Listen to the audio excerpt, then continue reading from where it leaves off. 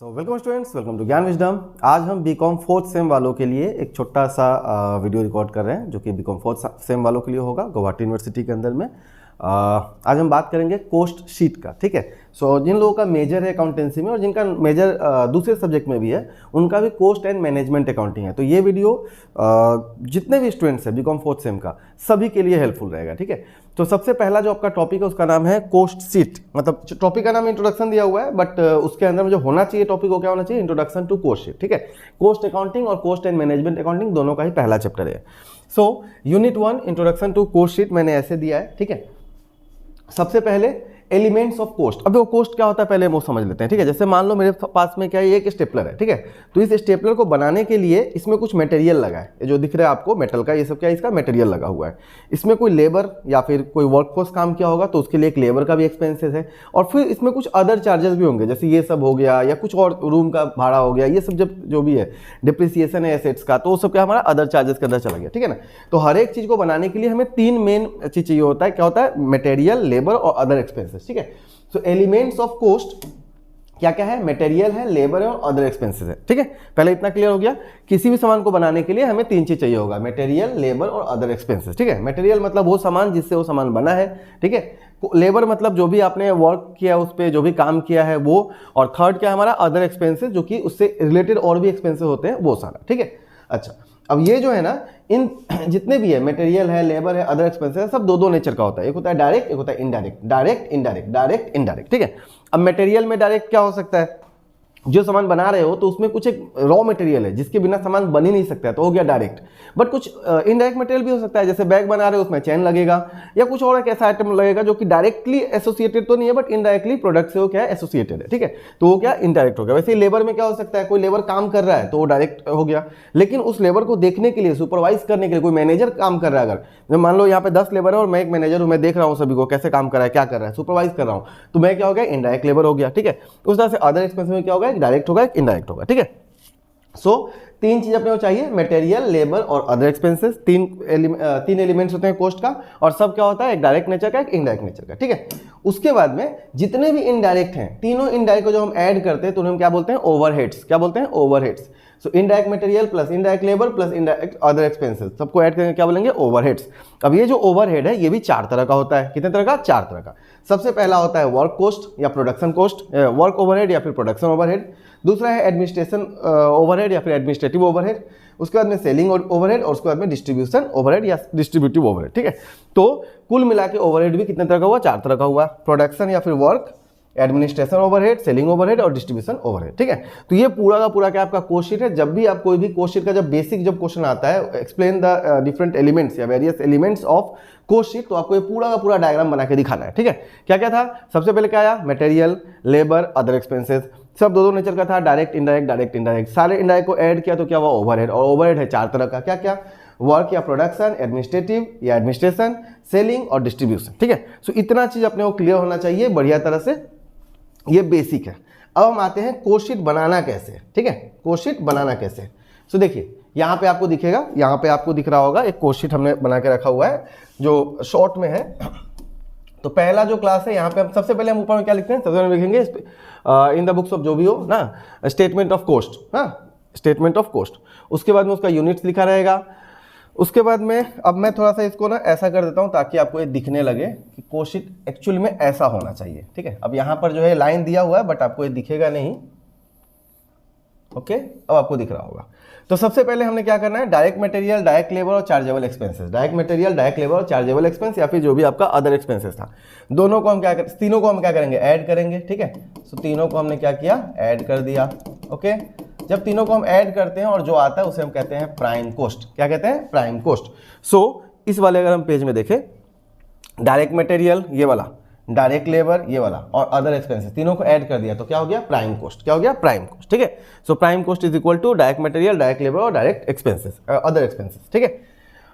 उसके बाद में उसमें वर्क ओवरहेड ऐड होगा तो उसको बोलेंगे वर्क कोस्ट। जैसे वर्क ओवरहेड इसके साथ में क्या होगा, वर्क ओवरहेड ऐड हो गया तो क्या बोलेंगे, वर्क कोस्ट।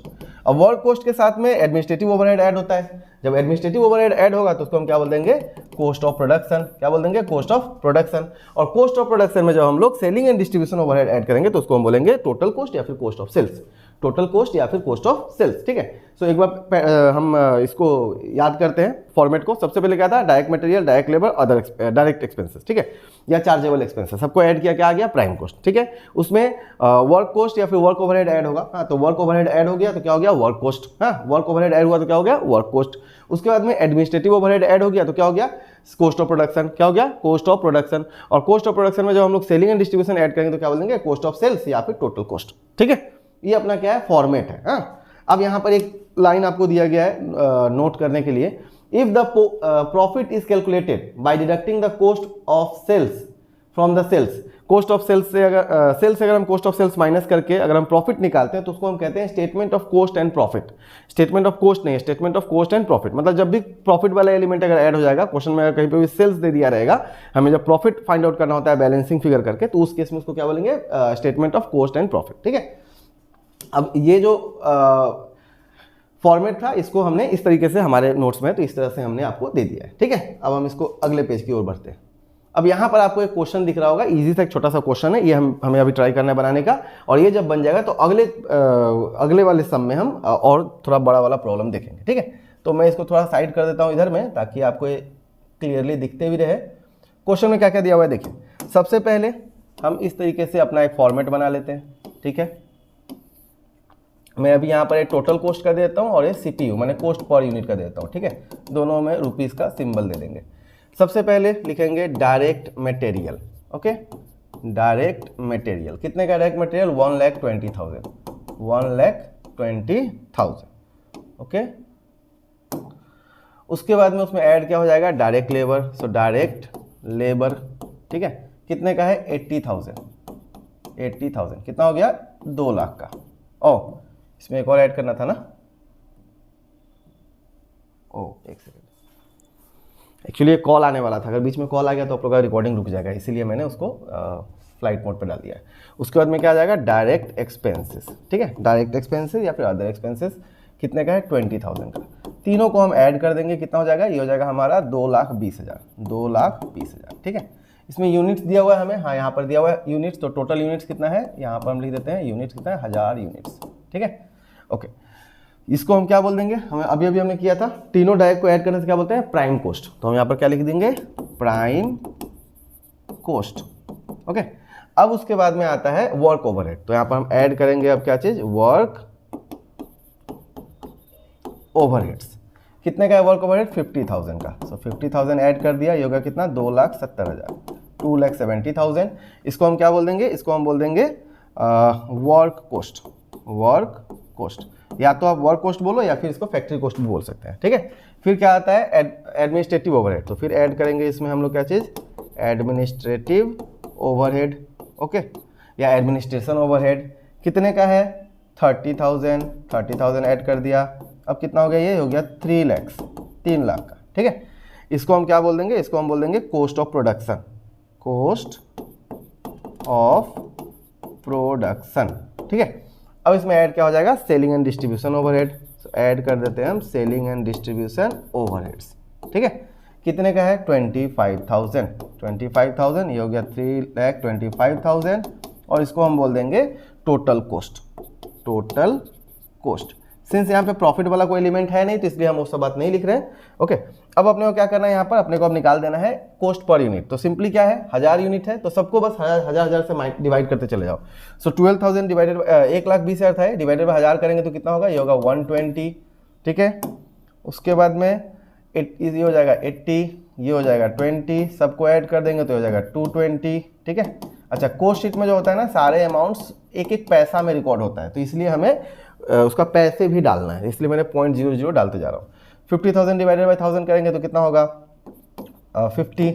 ठीक है, उसके बाद में ये हो जाएगा कितना, 270, इन दोनों को ऐड करने से। ओके, फिर इसमें ऐड करेंगे 30 रुपीज़, फिर ये हो जाएगा कितना, 300, फिर इसमें 25 ऐड हो जाएगा और ये हो जाएगा कितना, 325। खत्म हो गया। यही क्या है, अपना कॉस्ट शीट है, छोटा सा, समझने के लिए एकदम इजी क्वेश्चन है, आराम से आपको ये समझ में आएगा। ठीक है, कोई भी दिक्कत, कोई भी ऐसा डाउट है तो आप कमेंट में लिख सकते हो। ओके यहाँ पे लिखेंगे पार्टिकुलर्स, मैं पहले लिखना भूल गया था। Okay so this is simple problem on cost sheet. आपको इस जरूर समझ में आया होगा। सबसे पहले हमने क्या किया, डायरेक्ट मटेरियल, डायरेक्ट लेबर और डायरेक्ट एक्सपेंसेस को ऐड किया, प्राइम कॉस्ट आ गया। प्राइम कॉस्ट में वर्क ओवरहेड ऐड करेंगे तो वर्क कॉस्ट आ जाएगा, उसमें एडमिनिस्ट्रेटिव ओवरहेड ऐड करेंगे तो क्या हो जाएगा, कॉस्ट ऑफ प्रोडक्शन आ जाएगा, और उसके बाद में selling and distribution overhead add करेंगे तो टोटल कॉस्ट या फिर कॉस्ट ऑफ सेल्स हो जाएगा। ठीक है, बस इतना ही अपने को बनाना है पहले प्रॉब्लम के लिए। वीडियो कैसा लगा नीचे कमेंट में बताना। अगर पसंद आया है तो वीडियो को लाइक करना, शेयर करना अपने दोस्तों के साथ में। और बीकॉम फोर्थ सेम के लिए मेजर नॉन मेजर सभी के लिए 2000 के रेंज में सारा ही सब्जेक्ट का आप लोग के लिए कोर्सेज, प्रैक्टिकल सब्जेक्ट आपके लिए कोर्सेज है। डायरेक्ट इनडायरेक्ट टैक्स है, ITLP है, income tax law and practices, cost and management accounting, cost accounting, advance corporate accounting, सब कुछ है। तो सब कुछ आप लोग ले सकते हो। ठीक है, यहाँ पे नंबर दिया होगा, आप कांटेक्ट कीजिए या फिर ज्ञान विजडम ऐप से डायरेक्ट आप बाई कर सकते हो। अगर आप कॉम्बो बाई करना चाहते हो तो फिर मुझे कॉन्टैक्ट कीजिएगा, उसमें आपका पैसा सेव हो जाएगा। ठीक है, चलिए मिलते हैं अगले क्लास में। Bye bye and best of luck. Thank you.